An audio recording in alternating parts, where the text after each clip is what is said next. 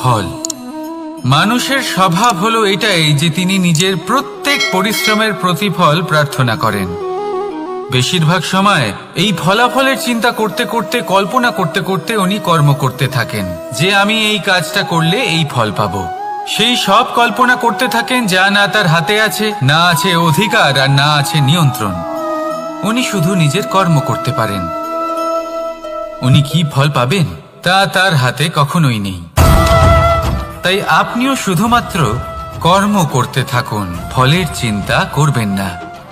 মনে রাখবেন, শিকড় এবং শাখা যেভাবে একে অপরের সাথে জড়িয়ে, সেইভাবেই একে অপরের সাথে জড়িয়ে কর্ম এবং ফল। যেরকম কর্ম আপনি করবেন সেরকম ফল আপনি অবশ্যই পাবেন। তাই এই ফলের আশায় কর্মের সময় কখনোই নষ্ট করবেন না, কারণ যে ব্যক্তি সময় নষ্ট করেন, সময় সেই ব্যক্তিকে অবশ্যই নষ্ট করে দেয়। কর্ম করুন নিঃস্বার্থভাবে, ফলের চিন্তা করবেন না, আর আমার সাথে ভালোবেসে বলুন রাধা রাধা। কর্ম এবং ফল দেখতে গেলে এই সমস্ত ব্রহ্মাণ্ড এই দুইয়ের মাঝেই স্থির হয়ে আছে। মানুষজন কর্ম করেন ভালো ফল লাভের আশায়, আর ভালো ফল লাভের আশায় উনি এটাই ভুলে যান যে উনি যে কর্ম করছেন তা কি করছেন। আমি বলেছিলাম কর্ম করুন ফলের চিন্তা না করে, কিন্তু কি কর্ম করছেন সেই বিষয়ে ভাবাটাও অত্যন্ত আবশ্যক। নয়তো অনেক সময় আমরা এমন কর্ম করে ফেলি যা না চাইতেও বিষে পরিণত হয়, যা হয়েছে দুঃশাসনের সাথে, দুর্যোধনের সাথে, গুরু দ্রোণের সাথে। একজনের মানসিকতা উচিত ছিল না, একজনের বিবেক উচিত ছিল না, আরেকজন যে পক্ষ নির্বাচন করেছিলেন সেই পক্ষ উচিত ছিল না। আর যা কিছু ওনাদের সাথে হলো, আপনার, আমার, আমাদের সকলের সাথে তা হতে পারে। আমি বলেছিলাম কর্ম করুন, ফলের চিন্তা করবেন না, কিন্তু এই কর্মের বিষয়ে বিচার করে দেখাটাও ততটাই আবশ্যক। দেখুন, কর্ম করার উচিত প্রক্রিয়া ফলের চিন্তা না করা, কিন্তু যদি আপনার কর্ম শুভ হয় তাহলে তার ফলও নিয়তি আপনাকেই দেবে। সর্বদা কর্ম করার সময় এটা ভাবুন যে আপনার এই কর্ম এই সংসারকে, এই সমাজকে, আপনার পরিবারকে, আপনার আশেপাশের মানুষজনকে কোন দিশায় নিয়ে যাবে। যদি এটা সবার জন্য মঙ্গলময় হয় তাহলে কর্ম করতে থাকুন। আর হ্যাঁ, নিশ্চিত রূপে ফলের চিন্তা করবেন না। আসুন আমার সাথে ভালোবেসে বলুন রাধা রাধা। বটবৃক্ষের বীজ সর্ষের দানার থেকেও ছোট হয়, কিন্তু যখন তা নিজের রূপ ধারণ করে তখন তা বিশাল বৃক্ষের আকার ধারণ করে, যা সহস্র বছর ধরে বেঁচে থাকে, ছায়া প্রদান করে, পাখিদের আশ্রয় প্রদান করে, আর দেয় পথচারীদের বিশ্রাম করার স্থান। কেন? কারণ সেই ছোট বীজ তা মাটির ভেতরে গিয়ে নিজের খোলস ত্যাগ করে। অন্ধকারে থাকে সে, যতই আলো আসুক না কেন, যতই বর্ষা আসুক না কেন, সব সহ্য করে। আর তারপরে একটা চারা গাছ অঙ্কুরিত হয়, তারপর ধীর গতিতে একটা বিশাল বৃক্ষতে পরিণত হয়। দেখুন, জীবনে কঠিন সময় আসে, এই জন্য নয় যে আপনি হার মেনে নেবেন, এই জন্য আসে যাতে আপনি ভবিষ্যৎ নির্মাণের জন্য নিজেকে তৈরি করতে পারেন। যদি কঠিন সময়ে আপনি ওই বীজের মতো দৃঢ় হয়ে থাকতে পারেন, তাহলে আপনিও একদিন সেই বিশাল বৃক্ষের মতো নিজের অস্তিত্ব গড়ে তুলতে পারবেন, যা সহস্র বছর পর্যন্ত মনে রাখা হবে। আসুন আমার সাথে ভালোবেসে বলুন রাধা রাধা। এই ব্রহ্মাণ্ড কত বৃহৎ, তাই না? যার সম্মুখে এই পৃথিবীকেও একটা বিন্দুর মতো মনে হয়। আর এই পৃথিবীতে আমরা কে হই, আমাদের আকার কিরকম, আমাদের অস্তিত্বই বা কি? যখন আমরা এভাবে ভাবি তখন মনে হয় আমরা কিছুই নই। তা আমরা যখন কিছুই নই, তাহলে আমরা এত চিন্তা করি কেন? কি ভেবে ভয় পাই? কাকেই বা এত ভয় পাই? কে আমাদের মারতে পারে আর কেই বা আমাদের জন্ম দেবে? আত্মার আসলে না কখনো জন্ম হয় আর না কখনো মৃত্যু। আত্মা শুধুই শরীর বদল করে। আপনি, আমি, আমরা সকলে এই শরীর নয়, আমরা হলাম আত্মা, যা হলো পরম আত্মার পরম অঙ্গ। সেই জন্য মনে রাখবেন, বাইরের কোথাও দেখবেন না, নিজের অন্তরের গভীরে গিয়ে দেখুন, আত্মাকে উপলব্ধি করতে শিখুন। ক্লেশ, ভয়, চিন্তা, এই সব কিছুর থেকে নিজেকে দূরে রাখুন, তাহলেই উপলব্ধি করতে পারবেন পরমাত্মা কে। তাহলে আসুন আমার সাথে ভালোবেসে বলুন, রাধা রাধা। পরিবর্তন এই সংসারের শাশ্বত নিয়ম। কোনো রাজা নেই যিনি চিরকাল রাজা থাকেন, কোনো ধনী ব্যক্তি নেই যিনি চিরকাল ধনী থাকবেন। এই সংসারে সূর্যের স্থান নেওয়ার জন্য চন্দ্রিমার আগমন ঘটে। কোন স্থান যাকে পতিত বলা হয়েছিল সেখানে মহল তৈরি হয়েছে। কোন স্থান যাকে আজ মলিন বলা হয়েছে কাল সেখানে মন্দিরও স্থাপন হতে পারে। কোনো ঋতু চিরকালের জন্য থাকে না, কখনো সময় চিরকাল একরকম থাকে না। আজ যা আপনার কাছে রয়েছে কাল অন্য কারোর ছিল, আজ যে আপনার কাছে রয়েছে কাল তা অন্য কারোর কাছে চলে যাবে। আপনার সাথে কিছু থাকলে তা হলো আপনার কর্ম, কিন্তু সেই কর্মের পরিণামও আপনার নয়। আপনি শুধু কর্ম করুন, বাকি সবকিছুই পরিবর্তনশীল। কিন্তু সেই পরিবর্তনকে দেখে ভয় পাওয়ার প্রয়োজন নেই, তাকে স্বাগত জানান। যদি আপনি হাসি মুখে সেই পরিবর্তনকে স্বাগত জানান, তাহলে এই পরিবর্তনও হাসি মুখে আপনার সাথে থাকবে। আসুন আমার সাথে ভালোবেসে বলুন, রাধা রাধা। সঞ্চয়। মানুষের যখন থেকে বোধ বুদ্ধি হয় সঞ্চয় করতে আরম্ভ করে দেন। সঞ্চয় করতে থাকেন ভোজনের, সঞ্চয় অর্থের, সঞ্চয় শক্তির। নিজের জন্য করেন, নিজের পরিবারের জন্য করেন, নিজের স্ত্রীর জন্য করেন, সন্তানের জন্য করেন, সন্তানের সন্তানের জন্যও সঞ্চয় করেন। সঞ্চয় করার জন্য ওনার কাছে অনেক কারণ রয়েছে, কারণ উনি এটা ভাবেন যে এই সঞ্চিত শক্তির জন্য কেউ ওনার কোনো ক্ষতি করতে পারবে না। মানুষ ভুলে যান একটা গুরুত্বপূর্ণ কথা, এই সত্য, উনি এই সংসারে খালি হাতেই এসেছিলেন, আর এখান থেকে ওনাকে খালি হাতেই যেতে হবে। যা এখানকার তা এখানেই থেকে যাবে। আর যদি কিছু ওনার সাথে যায় তা হলো ওনার কর্ম, আর কিচ্ছু নয়। তাই যদি কিছু অর্জন করতে চান তাহলে শুভ কর্ম অর্জন করুন, আত্মশক্তি অর্জন করুন, কারণ পরলোকে এটাই হবে আপনার সম্পত্তি। তাহলে কি এটা আপনি অর্জন করতে চান না? আসুন আর আমার সাথে ভালোবেসে বলুন, রাধা রাধা। সদিচ্ছা। দেখতে গেলে 3 অক্ষরে তৈরি এই শব্দ, কিন্তু সমস্ত ত্রিলোক তার উপরেই আধারিত। আপনি এই সংসারে এসেছেন, তখন অবশ্যই শ্বাস নেবেন, কিন্তু তার বদলে আপনাকে কিছু তো দিতেই হবে। আপনার উপর নির্ভর করছে আপনি কি দেবেন। কি দেবেন এই সংসারকে, এই সমাজকে, নিজের পরিবারকে, আর তার বদলে কি নেবেন? যশ নাকি অপযশ? দেখুন, এক ছিল রাবণ, যে কিনা সমুদ্র পার করলো সীতাকে অপহরণ করার জন্য, আর এক ছিলেন রামচন্দ্র, যিনি সমুদ্র পার করেছিলেন, সেতু বানিয়ে গিয়েছিলেন সীতাকে ফিরিয়ে নিয়ে আসার জন্য। দুজনেই সমুদ্র পার করেছিলেন, শুধু পার্থক্য ছিল সদিচ্ছাকে বোঝার, লক্ষ্যের। অনেক মানুষের যাত্রা একরকম হতেই পারে, কিন্তু আনন্দ তখনই লাভ করবেন যখন লক্ষ্য শুভ হবে, মহান হবে। এই লক্ষ্য দিয়ে এই সংসারের কল্যাণ হবে এবং মানুষের সম্মান হবে। যদি আপনার সংকল্প উচিত হয় তাহলে আপনার লক্ষ্য উচিতই হবে, নয়তো শুধুমাত্র বিনাশ হবে। আর উচিত এটাই হবে যে বিনাশের হাত থেকে যেন নিজেকে বাঁচানো যায়, কি বলেন? তাই জীবনে যে লক্ষ্য স্থির করছেন মনে রাখবেন তা যেন শুভ লক্ষ্য হয়। যদি এরকম হয় তাহলে আপনার যাত্রা, আপনার জীবন দুটোই শুভময় হবে। আসুন আর আমার সাথে ভালোবেসে বলুন, রাধা রাধা। সুরক্ষা। এই সুরক্ষা আসলে কি? এটা কি কোনো কবচ নাকি কোনো সীমা? এই সুরক্ষা আসলে অন্য কিছু। আমাদের মাতা পিতা, আমাদের প্রিয়জন, আমাদের বন্ধু, এই সমাজ, আমাদের শুভাকাঙ্ক্ষী, আমাদের আত্মীয়, এনারা সবাই আমাদের জীবনে কোনো না কোনো ভাবে সুরক্ষা দিয়ে থাকেন, একটা কবচ দিয়ে থাকেন কোনো না কোনো রূপে।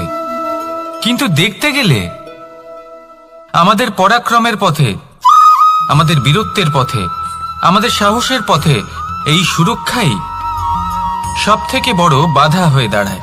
একবার ভেবে দেখুন, যদি আপনি কোনো সুরক্ষাই না পান, বা যদি আপনি এই সুরক্ষা ভেঙে বাইরে আসতে পারেন, তাহলে আপনার বীরত্ব চরম সীমায় পৌঁছে যায়। কেন? কারণ তখন আপনি জানেন যে এই সংসারের সম্মুখীন আমাদের নিজেদেরই হতে হবে। আপনি বুঝে যান যে শত্রুর সম্মুখীন এবার নিজের বলের দ্বারা, নিজের পরাক্রমের দ্বারা, নিজের সাহসের দ্বারা করতে হবে। আর তখন আমাদের মনের মধ্যে এই শক্তি জাগ্রত হয়। এই শক্তি অন্তরেই বসবাস করে। শুধু এটা চিনে নিতে হবে, একে জাগ্রত করতে হবে। আর এটা সুরক্ষা ভেঙে যাওয়ার পরেই সম্ভব হয়। আর যারা নিজের শক্তি সম্পর্কে জানেন, যিনি নিজেই জানেন তিনি কতটা শক্তিশালী, তিনি নিজেই নিজের সুরক্ষা কবচ চিরকালের মতো ভেঙে ফেলে দেন, ঠিক কর্ণের মতো। আর তারপরে দেখুন, আপনার পরাজয় হোক বা বিজয়ী হোক না কেন, সেটাই অনেক বড় হয়, সেটাই প্রশস্ত হয়ে থাকে। সেই জন্য ত্যাগ করুন নিজের ভয়কে, নিজের আশেপাশের এই সুরক্ষা চক্রকে ভেঙে ফেলুন। আর সম্মুখীন হন এই সংসারের নিজের শত্রুর সম্মুখীন হন। পরাক্রমের এই অঙ্কুর, তা অঙ্কুরিত হওয়ার জন্য বীজের উপরের এই কবচ, এটা ভেঙে যাওয়া অতি আবশ্যক। আসুন আমার সাথে ভালোবেসে বলুন, রাধা রাধা। যখন আমরা হাঁটতে থাকি আর আমাদের পায়ে কাঁটা বিঁধে যায়, তখন মুখ দিয়ে আহ বেরিয়ে আসে, কান্না চলে আসে, আর অনেক সময় অভিশাপও বেরিয়ে আসে। কিন্তু আমরা কি কখনো এটা এইভাবে দেখেছি, এইভাবে ভেবেছি যে আমরা যে পথে চলেছি সেই পথে কাঁটা বিঁধেছে, নাকি আমরা সেই পথ নির্বাচন করেছি যাতে শুধুই কাঁটা রয়েছে? নাকি আমরা এভাবে ভেবে দেখেছি যে এই কাঁটা আমাদের কষ্ট দিতে এসেছে, নাকি এটা আমরাই বিছিয়ে রেখেছিলাম? সাবধান থাকা উচিত ছিল, কারণ কাঁটা বিঁধলে যন্ত্রণা হবে, চিৎকার করে ফেলতে পারি, মুখ থেকে অভিশাপও বেরিয়ে আসতে পারে। কিন্তু এই অভিশাপ শুধুমাত্র আমাদের তরফ থেকে অভিশাপ হয়, সামনের ব্যক্তিটির ওপরও নির্ভর করে। এবার সেই ব্যক্তি যদি এমন হয় যে ফুল আর কাঁটা এই দুই সমানভাবে গ্রহণ করতে পারে, তার কাছে অভিশাপও বরদানে পরিণত হয়। শেষ পর্যন্ত ব্যাপারটা দাঁড়ায় ভাবনা, চিন্তা, দৃষ্টিভঙ্গির ওপর। কারণ আপনার এই ভাবনাই সত্যি হয়ে সামনে আসে। সেই জন্য এই ভাবনা, চিন্তা, মানসিকতাকে গুরুত্ব সহকারে দেখবেন। এই বিবেচনা নিয়ে বিবেচনা করতে শিখুন। আমার কথার অর্থ হলো যে জীবনে যখন এরকম কিছু একটা ঘটবে, তখন ভেবে দেখুন যে এরকম কেন হলো। আপনি কি এমন কোনো কর্ম করেছিলেন যার কর্মফল এটা? এমন কোনো কাজ যা অনুচিত ছিল, অসত্য ছিল, যা অভদ্রতার কারণ ছিল? ভেবে দেখা প্রয়োজন। দেখুন, ইচ্ছে হলো আপনার যে আপনি কি করতে চান, ভাবনা আপনার, সত্য আপনার, জীবন আপনার, সিদ্ধান্ত আপনার। আসুন আর আমার সাথে ভালোবেসে বলুন, রাধা রাধা। সময়, এই সময় আসলে কি? এই সময় একটা সরল রেখা তো কখনোই নয়। সময় হলো একটা চক্র, যেখানে এর আদি সেখানেই হলো এর অন্ত, আর যেখানে তা শেষ হয় সেখান থেকেই তার শুরু হয়। এই সময় একটা অত্যন্ত বিচিত্র চিন্তা, বিচিত্র ভাবনা, একটা বিচিত্র বস্তু যা কেউ বুঝতে পারেন না। এই সময়ের লীলা, এর কোনো প্রমাণ নেই, কোনো জ্ঞান নেই, কোনো পরিমাপ নেই। শুধু এটুকু আমরা জানতে পারি, যেখানে শেষ হবে সেখান থেকে একটা নতুন সূচনাও হবে। যা আজ আপনার কাছে আছে, কাল অন্য কারোর কাছে যাবে, তারপরে তার কাছ থেকেও অন্য কারোর কাছে যাবে, তারপরে তার থেকেও ছিনিয়ে নেওয়া হবে। এই নিয়তির একজনের কাছ থেকে অন্যজনের কাছে আদান প্রদানের এই সময় হলো আপনার সময়। এই সময়ের সদ্ব্যবহার করুন, এই সময়কে বাঁচুন। আপনাকে শুধু এটাই সুনিশ্চিত করতে হবে যে আপনি কোন পক্ষে আছেন। আর সত্যি বলতে কি, আপনার জীবনের পরিণাম নির্ভর করে আপনার নির্বাচনের ওপর। আপনি কোন পক্ষ নির্বাচন করছেন। তাহলে মনে রাখবেন, জীবনে সেই পক্ষই নির্বাচন করবেন যা চয়ন করার পরে আপনি সুখ অনুভব করবেন, আপনি সন্তোষ লাভ করবেন, প্রসন্নতা লাভ করবেন। আর আমি এটাই সুনিশ্চিত করব যে এই পক্ষ যেন শান্তির পক্ষ হয়, এই পক্ষই যেন প্রেমের পক্ষ হয়। তাহলে চিন্তা করবেন না, আর আসুন আমার সাথে ভালোবেসে বলুন, রাধা রাধা। দৃষ্টি আর দৃষ্টিভঙ্গি, এই সমগ্র লীলা হলো এই দুইয়ের। বিচিত্র হতে পারে, কিন্তু এটাই সত্যি। এবার আপনাকে একটা উদাহরণ দিয়ে বোঝাই। অনেক সময় আপনি কোনো ব্যক্তিকে এটা বলতে শুনবেন যে আমি আমার নিজের উপরে গর্ব করি, আমি নিজেকে নিয়ে গর্ব করি, আমি খুব ভালোভাবে আমার মা বাবার সেবা করি, ওনাদের আমি সবসময় সুখী রাখি, ওনাদের আমি একটা বাড়ি দিয়েছি, সকল সুখ সুবিধা দিয়েছি, ওনাদের জীবনে প্রত্যেক জিনিস দিয়েছি আর দেব যা তাদের প্রয়োজন। এবার আমাকে বলুন যে আপনি কে হন। আপনি হলেন সেই বীজ যা আপনার মাতা পিতা রোপণ করেছেন। আপনার মা বাবাই আপনাকে এই সংসারে জন্ম দিয়েছেন। এবার এইসব কথার কি তাৎপর্য? এই হলো সেই ব্যক্তির দৃষ্টিভঙ্গি। এবার দেখা যাক এই প্রকৃতি আমাদের কি শেখায়। কখনো কোনো গাছকে দেখবেন, যখন সেই গাছে ফল আসে, সে মালিকে এটা বলে না যে দেখো আমি তোমাকে ফল খেতে দিচ্ছি। সেই বৃক্ষ এটা বলে না যে দেখো আমি তোমায় আহার করতে দিচ্ছি, কারণ ও জানে যে এটা হলো সেই মালির পরিশ্রম, এটা হলো তারই কর্মের ফল, আর এটা তারই পাওয়া উচিত। সে বলে যে তোমার জিনিস তোমাকেই অর্পণ করলাম, এ আমার জিনিস নয়। ও জানে সেই মালির গুরুত্ব আসলে কি। এটা হলো তার দৃষ্টিভঙ্গি।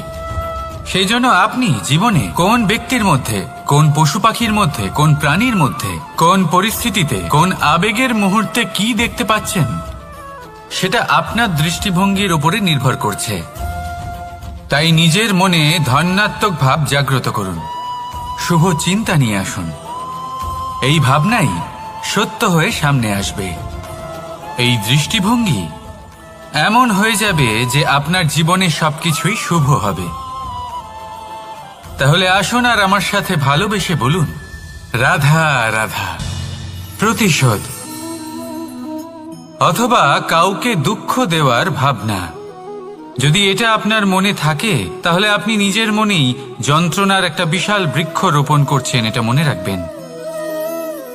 কারণ কাউকে দুঃখ দেবার এই ভাবনা, এটা হলো সেই বীজ যা আপনার মনেই পতিত হবে, আপনার মনেই অঙ্কুরিত হবে, আর আপনার মনেই একটা বিশাল বৃক্ষরূপে বেড়ে উঠবে। জীবন আপনার, কর্ম আপনার, কাউকে দুঃখ দেবার ভাবনা আপনার ছিল, এই বৃক্ষ হলো আপনার, তাই এর ফলও আপনিই পাবেন, যা গ্রহণও আপনাকেই করতে হবে। মনে রাখবেন, যে মানুষ এটা ভাবে যে আমি ওকে দুঃখ দেব, ওকে কষ্ট দিতে চাই আমি, সেই মানুষই দুঃখ আর কষ্ট পেয়ে থাকে। যদি সেই জায়গায় আপনি এটা ভাবেন যে আমি কাউকে সুখী করে তুলতে চাই, কাউকে সুখ প্রদান করতে চাই, তাহলে তারও বীজ আপনার মনেই রোপণ হবে, বৃক্ষে পরিণত হবে, যার ফলও আপনিই পাবেন। এখানে বিষয়টা হলো শুধু মানসিকতার চিন্তা, যা সত্য হয়ে আপনার সামনে আসে। তাহলে এই মানসিকতা শুভ করুন, সবার জন্য মঙ্গল কামনা করুন। অন্যের মনে আপনার জন্য ভালো চিন্তা থাকুক বা না থাকুক, আপনি সবার জন্য শুভ চিন্তা করে কর্ম করতে থাকুন, তাহলে আপনার সাথেও ভালোই হবে। তাহলে আসুন আর আমার সাথে ভালোবেসে বলুন, রাধা রাধা। সুখ আর অভিজ্ঞতা, এই দুই জীবনে একসাথে কখনোই আসে না। মনে রাখবেন, যেখানে সুখ থাকে সেখানে অভিজ্ঞতা থাকে না, আর যখন এই সুখ আমাদের জীবন থেকে দূরে চলে যায়, তখন আমাদের জীবনে আসে এই অভিজ্ঞতা।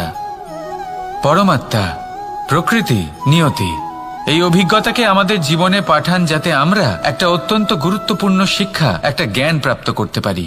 এই অভিজ্ঞতা আমাদের শেখায় যে অতীতে এমন কি হয়েছিল যা আমাদের করা উচিত হয়নি।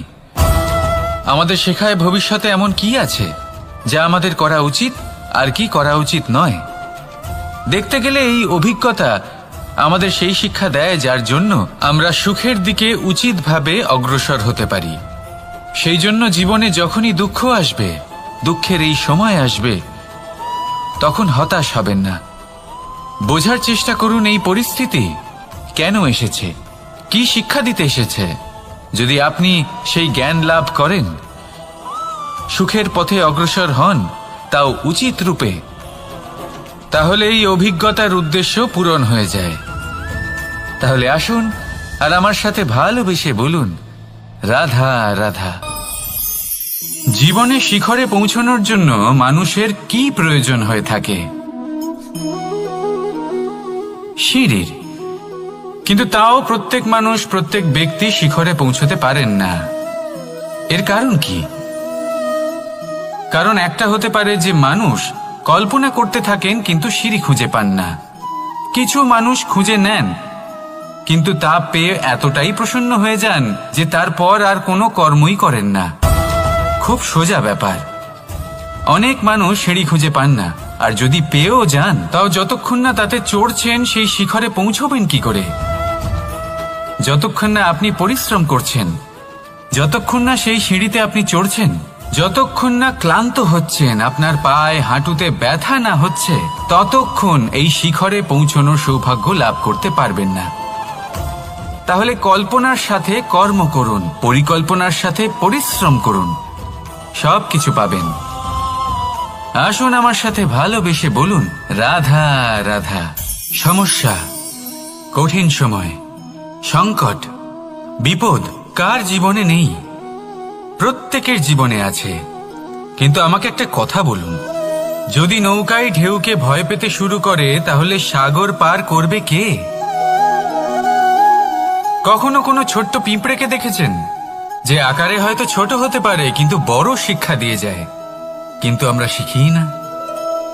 এবার দেখুন একটা পিঁপড়েকে যে ভোজনের খোঁজে বাইরে বের হয়, একটা ছোট্ট দানা তুলে নেয়। ছোট দানা তোলে কারণ তার থেকে বেশি সে তুলতেই পারবে না। সে দানা নিয়ে চলতে শুরু করে, কোনো দেওয়ালে উঠে পড়ে, আবার পড়েও যায়। সেই দানা দূরে কোথাও একটা পড়ে যায়, তা আবার খোঁজে, তুলে নেয়, আবার চলতে থাকে। পড়ে যায় আবার ওঠে, পড়ে যায় আবার ওঠে। সেই দানাটা রেখে দেয়, আবার বেরিয়ে পড়ে ভোজনের খোঁজে। পরিশ্রম করতে থাকে কিন্তু হার মানে না। এই শিক্ষাই তো আমাদের প্রাপ্ত করতে হবে। নিরন্তর পরিশ্রম আর নির্ভীক হয়ে কর্ম করে যেতে হবে। এটাই হলো সাফল্যের মাধ্যম, এটাই হলো জয়ের মন্ত্র, অচ্যুত অজয় অস্ত্র। তাহলে আসুন আর আমার সাথে ভালোবেসে বলুন, রাধা রাধা। আমরা সকলে চাই আমাদের জীবনে সাফল্য আসুক। আমরা চাই যে এই সংসারে আমাদের খ্যাতি ছড়িয়ে পড়ুক। আমরা চাই যেন আমরা আলোচিত হই। কিন্তু শুধু চাইলেই কি যায় আসে? যদি এই সংসারে আলোচিত হতে হয় তাহলে পরিচিত হতে হবে পরিশ্রমের দ্বারা। যতক্ষণ না আপনারা পরিশ্রমের সাথে পরিচিত হবেন, সাফল্যের সাথে পরিচিত হবেন না। সংঘর্ষ করতে হবে প্রতিদিন, প্রতি বছর। জীবনের সব পরিস্থিতিতেই হয়তো নতুন নতুন বাধা আসবে, নতুন নতুন বিঘ্ন ঘটবে। কিন্তু এটা আবশ্যক নয় যে সমস্ত বিঘ্ন বিনাশের জন্য আসবে। কিছু বিঘ্ন আপনার পথ প্রশস্ত করার জন্য আসবে, আপনার পথ পরিষ্কার করার জন্য আসবে। যদি আপনাকে উদাহরণ দিই, যখন বন্যা আসে, বাড়ি ঘর ভেসে যায়, তখন আমরা হতাশ হয়ে পড়ি, আমরা দুঃখী হয়ে পড়ি। কিন্তু সেই বন্যাই আমাদের সেই ধরিত্রীকে এত উর্বর করে তোলে যে সেই উর্বর অংশ কাজে লাগিয়ে আমরা সেরকম আরো 10টা বাড়ি বানাতে পারি। তাহলে ধন্যাত্মক থাকুন আর যে কোনো সংঘর্ষের জন্য প্রস্তুত থাকুন। জীবনে অনেক দূর যেতে পারবেন। তাহলে আসুন আমার সাথে ভালোবেসে বলুন, রাধা রাধা। জীবনে কখনো কখনো আমরা সেই পরিস্থিতিতে ফেসে যাই যখন আমাদের মনে হয় যে আমাদের নতুন কিছু একটা করতে হবে, কিন্তু আমরা করতে পারি না। কারণ কোথাও না কোথাও আমরা রীতির দ্বারা আবদ্ধ, আর আমরা সেই রীতি ভাঙতে চাই না। কেবল একটাই প্রশ্ন আসে মনে, আশেপাশের মানুষ কি বলবে, আশেপাশের মানুষ কি ভাববে। আপনাকে একটা প্রশ্ন করি, কারা এই মানুষজন? আপনার জন্মের সময় এই মানুষজন কোথায় ছিলেন? যখন আপনি কোনো সমস্যায় পড়েন তখন এই মানুষজন কোথায় থাকেন? এগিয়ে এসে কি আপনাকে সাহায্য করেন, নাকি সেই সমস্যার সমাধান আপনি নিজেই করেন? এইসব মানুষজনের চিন্তা ত্যাগ করুন যদি আপনি জীবনে বাঁচতে চান। ভেবে দেখুন জীবনে কি কি শুভ আছে আর কি কি শুভ করতে পারেন। যদি তা স্রোতের বিপরীতে হয় তাহলে সংঘর্ষ করুন, কিন্তু এইসব মানুষজনের কথা ভাববেন না। ভেবে দেখুন জীবনে আপনি কি কি শুভ কাজ করতে পারেন। এটা ভাবুন যে আপনি কখনো এমন কোনো কাজ করে ফেলেননি তো যার জন্য কারোর হৃদয় আহত হয়েছে। শুভর দিকে নিজের চিন্তা কেন্দ্রীভূত করুন, আপনার জীবনে সব কিছু শুভই হবে। তাহলে আসুন আমার সাথে ভালোবেসে বলুন, রাধা রাধা। আজকাল আপনি দেখে থাকবেন যে মা বাবা শুধুমাত্র সন্তানকে ভালোবাসেন তা নয়, তাদের মোহেও জড়িয়ে পড়েন। বিদ্যালয় যখন পাঠান তখন সমস্ত সুযোগ সুবিধা দিয়েই পাঠান। চেষ্টা করেন যে সবসময় যেন সন্তান তাদের চোখের সামনেই থাকে। কিন্তু ভুলে যান এক অত্যন্ত গুরুত্বপূর্ণ কথা, যে সন্তানকে এক নতুন দৃষ্টিভঙ্গি দেওয়াই হলো ওনাদের কর্তব্য। সেই জন্য পুরাতন কালে শিষ্যদের গুরুকুলে পাঠানো হতো, বাড়ির থেকে দূরে। কারণ বাড়ি ছেড়ে যাওয়া এক সন্তানের জন্য, এক শিষ্যের জন্য অত্যন্ত শুভ লক্ষণ হয়। যখন সে বাড়ির থেকে দূরে, গৃহস্থের থেকে দূরে থাকবে, তখন এই সংসারকে সে এক নতুন দৃষ্টিভঙ্গি দিয়ে দেখবে, পরখ করবে, বুঝতে পারবে, আর সবকিছু নিজে থেকেই শিখে যাবে কখন আক্রমণ করতে হয়, কখন পিছু হটতে হয়, কিভাবে এই সংসারের সম্মুখীন হতে হয়। আর এটা আপনার দৃষ্টি ওকে শেখাতে পারবে না, ওর অভিজ্ঞতা ওকে শেখাতে পারবে। তাই মনে রাখবেন, যদি আপনি চান যে আপনার সন্তানের বিকাশ হোক, তাহলে অনেক সময় ওকে নিজের থেকে দূরে নিয়ে যেতে হয়। যদি মোহে আবদ্ধ থাকেন তাহলে ওর বিকাশ কখনোই হবে না। তাহলে আসুন আমার সাথে ভালোবেসে বলুন, রাধা রাধা। কখনো কখনো মানুষ মনে করেন যে সে নিজেই সব থেকে বেশি শক্তিশালী, তিনি হলেন জ্ঞানী। দেখুন, এটা ভালো ব্যাপার যে আপনার মধ্যে শক্তি আছে, জ্ঞান আছে, আর এটা শুধু আপনার জন্য নয়, এই সমস্ত সমাজের জন্য, দেশের জন্য, সমগ্র পৃথিবীর জন্য অত্যন্ত আবশ্যক। কিন্তু এই কথাটাও বোঝা অত্যন্ত আবশ্যক যে এই জ্ঞান যেন কখনো অহংকার না হয়ে ওঠে। যখন মানুষের মধ্যে জ্ঞান থাকে তখন সে রাম হয়ে ওঠে। রাম, যিনি সমুদ্রের বুকে সেতু বানিয়েছিলেন, বানর সেনার দ্বারা রাক্ষস রাজকে পরাজিত করেছিলেন, আর চিরকালের জন্য সবার কাছে আদর্শ হয়ে উঠেছিলেন। আর যদি মানুষের মনে অহংকার জন্মায় তাহলে সে রাবণ হয়ে ওঠে। দেশে বিদেশে যতই খ্যাতি থাকুক না কেন, সে রাক্ষস হয়ে ওঠে, নিজের সাথে সাথে সমস্ত কুলের বিনাশ করে বসে। এবার জ্ঞান নাকি অহংকার, আপনার কি চাই সেই সিদ্ধান্ত আপনার, আর আপনার এই সিদ্ধান্তই নিশ্চিত করবে যে আপনার কর্ম কি হবে, আর আপনার এই কর্মই নিশ্চিত করে দেবে আপনার প্রারব্ধ কি হবে। তাহলে শুভ কর্ম করুন আর আমার সাথে ভালোবেসে বলুন, রাধা রাধা।